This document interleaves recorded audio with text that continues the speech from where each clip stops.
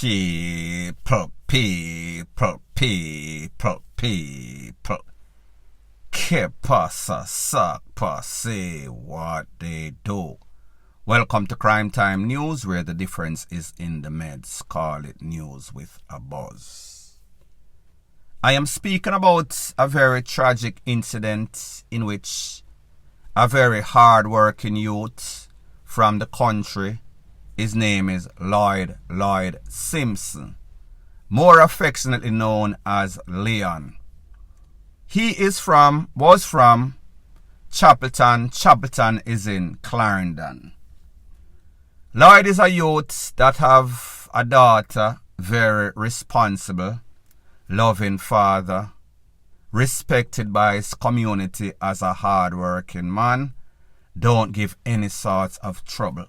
One of those good country youths.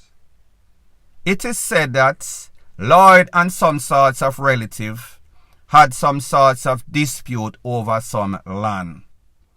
Because of that dispute, the mother of Lloyd, Leon, has some sorts of blood pressure. She have to take all sorts of medication. Him and the family member reasoned it out, came to some sorts of amicable agreements. They agreed to coexist. Them are going to share. Them are going to do whatever they need to do without any sorts of fight or fiction. Them solve it out. The mother says she feel good. When the son was leaving, the son tell her, say, listen mama, me and what's his name, what's his face, sort it out, everything good. You do not need to fret. She say her blood pressure went down because the son reassured her. When he was leaving, he told his mother goodbye. He told his mother that, listen, me get a job, cousin get me a job, and I am leaving from Clarendon. I am going to Kingston. As a matter of fact, Portmore, Greater Portmore to be specific. Me get a contract work. Me I go stay with my cousin, and then the contractor I go pick me up, and then he will drop me off. This happened Saturday, him start work, Saturday with the contractor. The cousin line it up. The cousin say, she want to make sure say him have a food in him pocket, meaning money, that he can take care of himself, and him can take care of him youth, and him mother buy our medication, rate, lele, blue, blah, bling. Started the job on Saturday. On Wednesday, them leave work, the contractor drop him off in a Greater Portmore. I guess he took the wrong entrance to wherever he was staying with his cousin, a female cousin. It is said that upon reaching the entrance, he was approached by some men where lock off the place, meaning that them dep on guard, meaning that it seems as if them have some sorts of gang rivalry with some sorts of people. When he was approached by these men, the men asked him, yo sir, what you do around here sir? You don't know say over here sir, out of bounds to certain people. It is said that he was questioned, them try to vet him to see if he was an opposition. However, it seems as if the answers that he was given was not the correct answer, or was not the answer that the people them did want to hear. Maybe them did just have some sort of trigger finger. He was unfortunate. Them blaze him up a couple of times, inna the head, inna the upper torso. Him get about 8 pieces or so.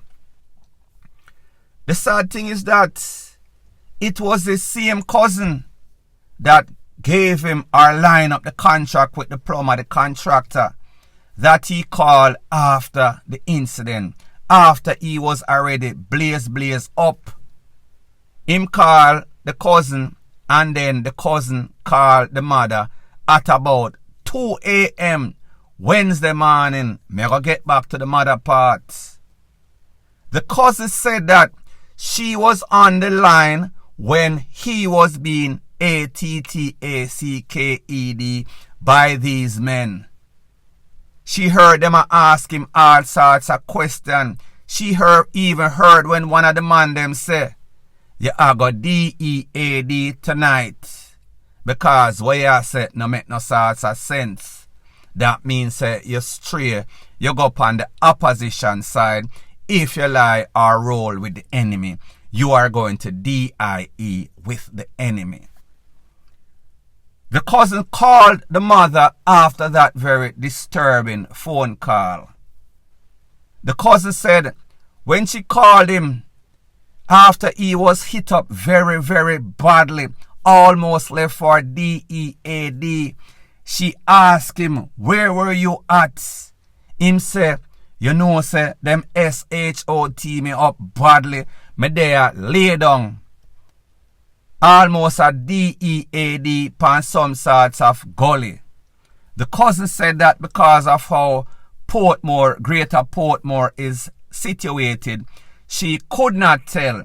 She could not say definitively he was at this spot or that spot because so much gully run through the whole of Portmore, Greater Portmore, and anybody that is familiar with that can verify or validate it. She said she then called the contractor, she called the Popo, and then the Popo herself and the contractor went and was searching. When they found him, he was in a pretty bad situation. He was DEAD. He was right there, his slippers off of him foot, him bag where him carry right beside him. He was laying on his back, facing, looking at the star. However, his eyes were pretty much wide shut.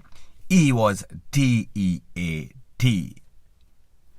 After the phone call, the cousin said that she felt very guilty because she knew of his situation. She knew that he's a very hard-working person. That is why she called him, because she knows that if she tell the contractor, the plumber, say, yeah man, my cousin a hard-working youth. As a matter of fact, she said that the contractor was very impressed.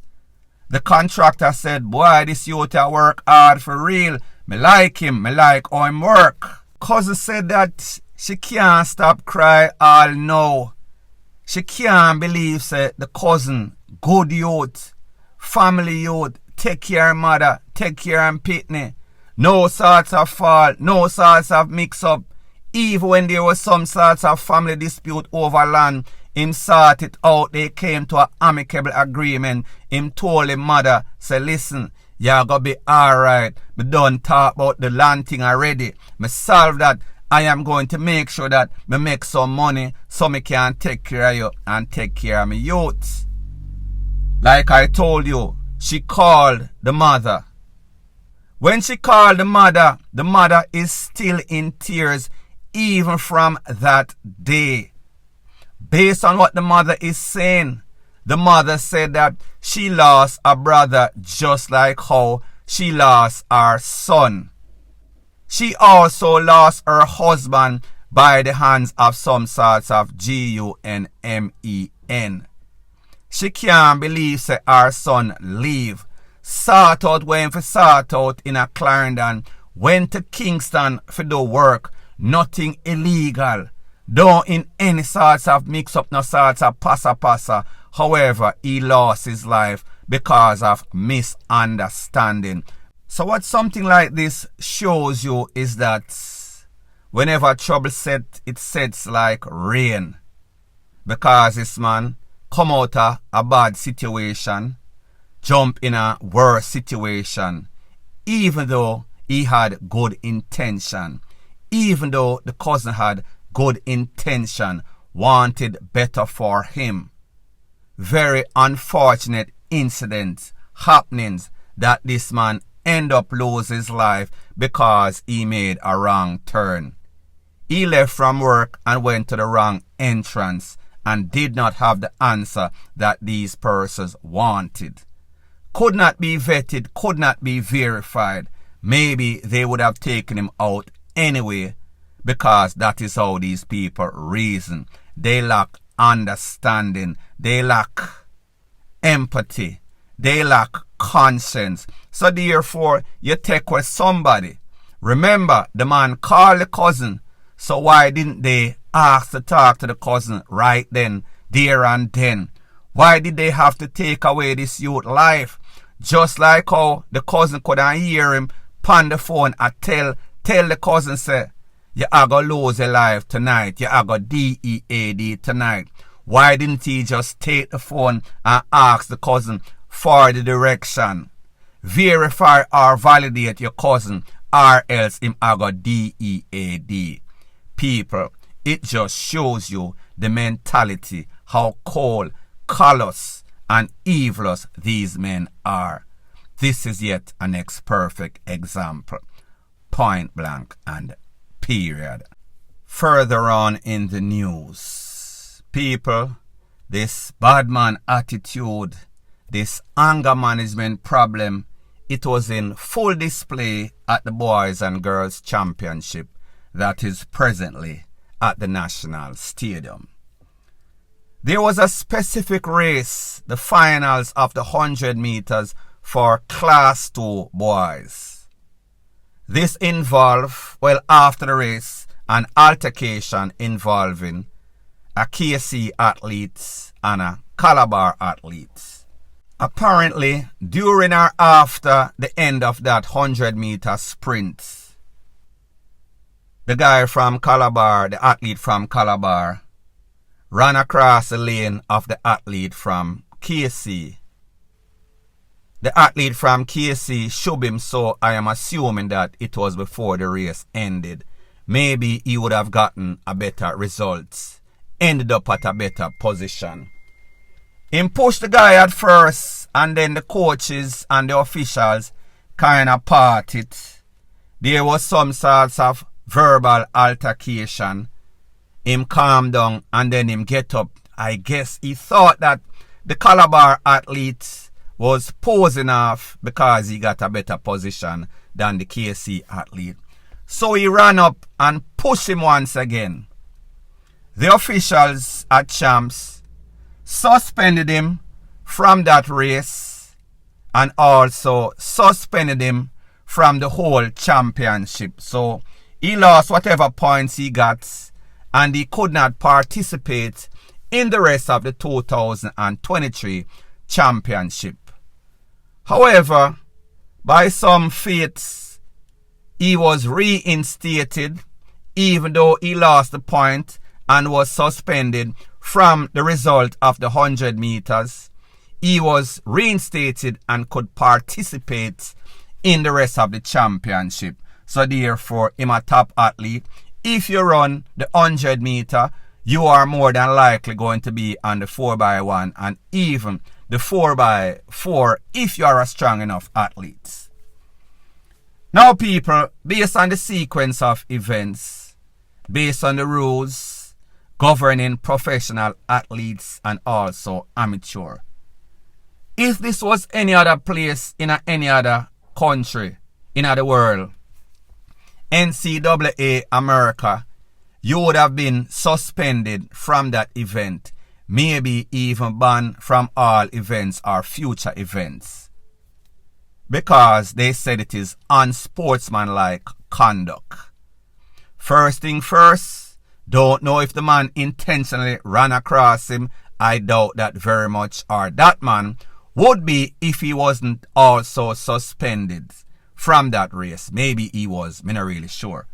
However, after that happened, you push him, them calm you down, and you push him again. And next time, maybe the man was taunting him, people, me not really know. But based on my expertise, and I am not saying that I am a sports analyst, based on what I have seen, experience, if you do something like that anywhere else in the world, you are going to be definitely suspended totally for those acts. People are going to say it is a flagrant 1 or a flagrant 2. You're going to miss certain amount of games. Especially you are going to suspended for that event.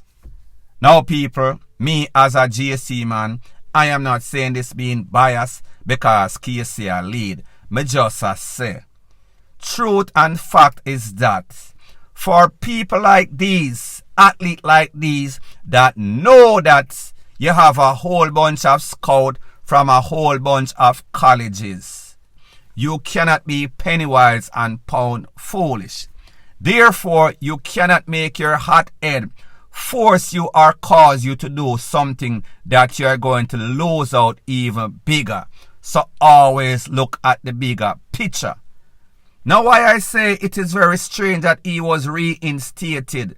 Remember, there's a thing that is called Old Boys Association. Maybe them a look upon it and I say, maybe when they went to the relevant authority, ISA, them say, you know, say, the scout them there. If the scout them see that he got a flagrant 1 or flagrant 2, he must kick out. Them now go take him at them college because them go say, this boy don't have any sorts of behavior. So I don't know if they came to some sort of amicable agreement and they realize the negative repercussion or backlash that could have happened to this youth whole career, whole scholarship aspiration. Them say, you know, say, we're going to switch it up, we're going to change it up, we're going to say it was not as bad as it looked. But people, it was. But I understand this is a young youth. This youth, life can change if he gets a scholarship or the opportunities because of his God-given talent and his hard work.